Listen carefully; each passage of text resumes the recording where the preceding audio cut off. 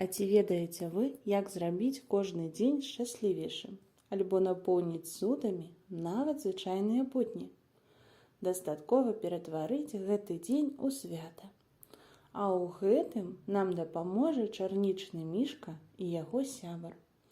Іх чароўны каляндар падкажа маленькім і дарослым летуценнікам, як напоўніць жыццё цікавымі справамі, добрымі навінамі, цудоўным настроем і загадкамі.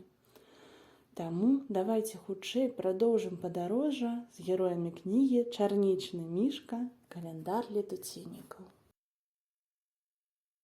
Вясна за окном расквітнела чаромхай. «Што так смачна пахне?» – спытаў чарнічны мішка. «Травень», – адказаў я. Мы выбеглі ў сад, там ужо цвілі абрыкосы і вішні.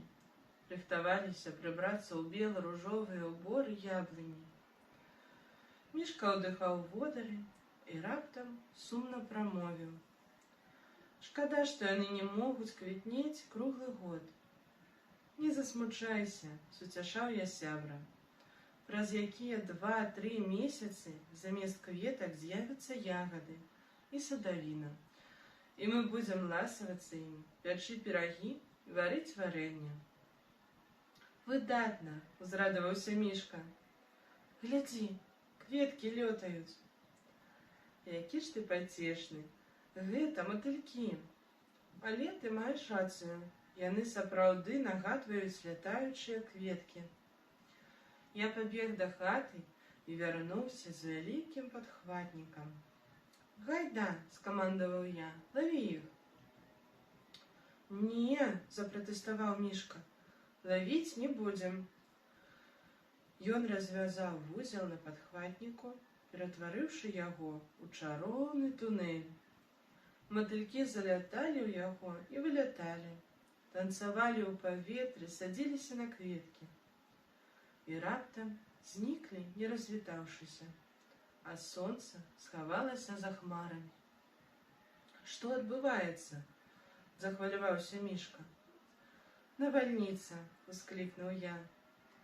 Мы падстаўлялі далоні цёпламу травеньскаму дажджу, скакалі па лужынах і танцавалі.